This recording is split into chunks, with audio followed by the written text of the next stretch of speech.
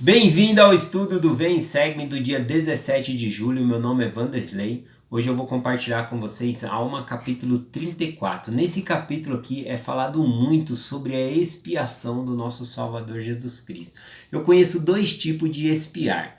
Tem o expiar, que se escreve com a letra S, que significa espiar, olhar ali no buraco da fechadura. E tem o expiar com a letra X, que significa pagamento. Expiação significa sofrer a penalidade pelo ato pecaminoso, né? Então, o que é a expiação de Jesus Cristo? É o ato que Jesus Cristo fez, né, que sofreu pelos pecados de toda a humanidade. Bom, e eu devo confessar que por mais que eu estude sobre a expiação de Jesus Cristo, passe o resto da minha vida estudando sobre a expiação, quando chegar no final da minha vida, ainda assim o meu conhecimento, né, sobre a expiação de Jesus Cristo vai ser superficial. Eu não consigo entender a profundidade, a largura e a extensão da expiação de Jesus Cristo.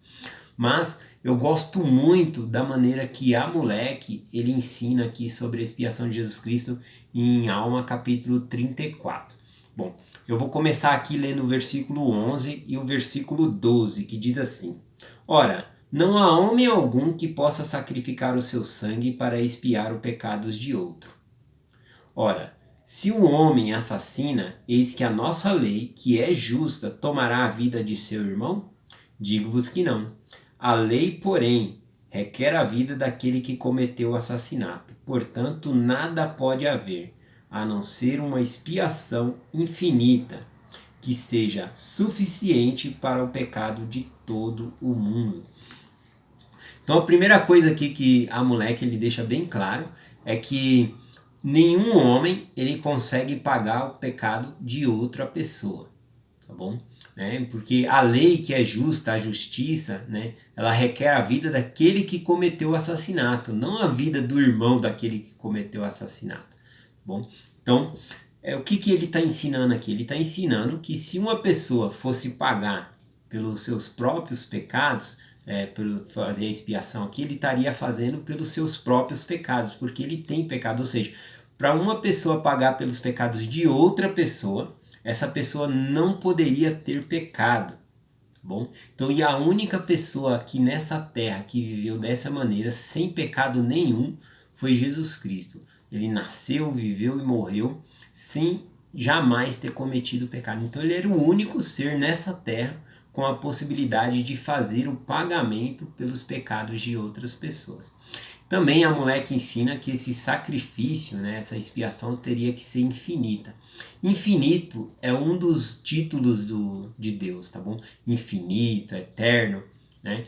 Então, ele está ensinando aqui que teria que ser um sacrifício de um Deus, tá bom? Somente um Deus poderia fazer essa expiação.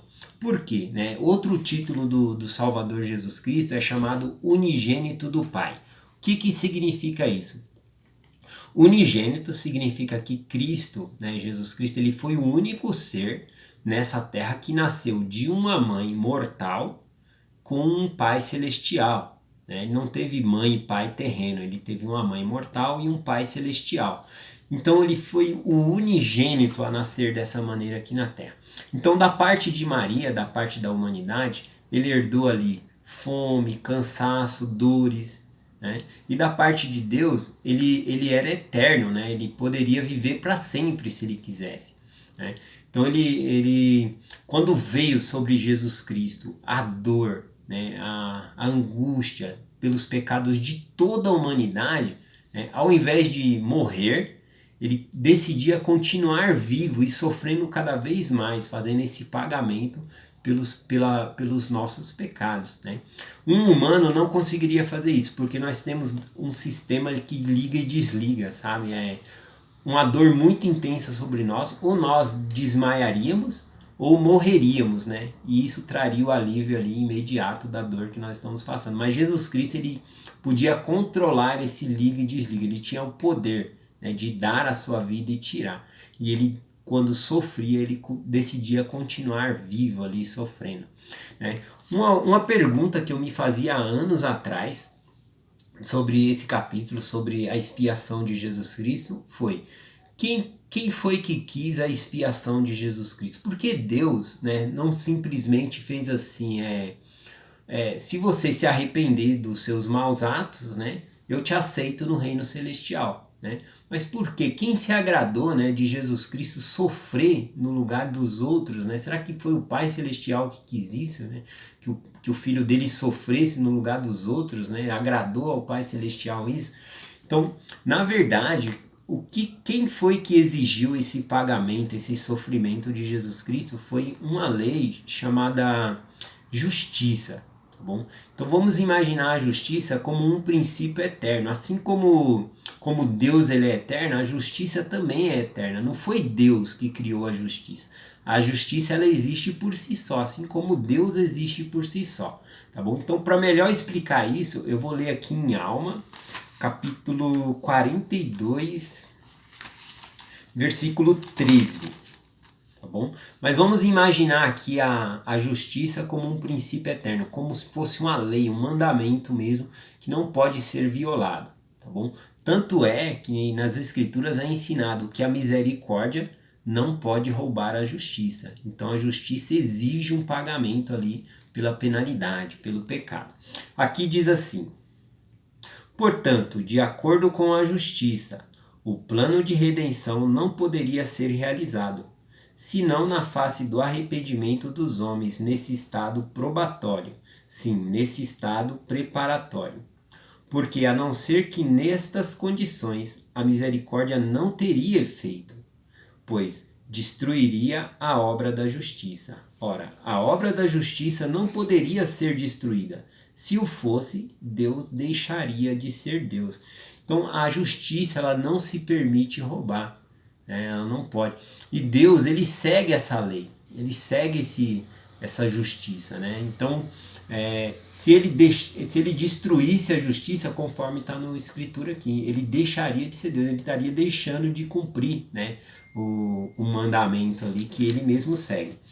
Então, para terminar esse estudo, eu vou ler aqui em Alma 34, o versículo 9 e o versículo 10, que fala ainda sobre a expiação. Diz assim: pois é necessário que haja uma expiação, porque de acordo com o grande plano de Deus eterno, deverá haver uma expiação. Do contrário, toda a humanidade inevitavelmente desaparecerá. Sim, todos são obstinados, sim, todos estão decaídos e perdidos, e hão de perecer, a não ser que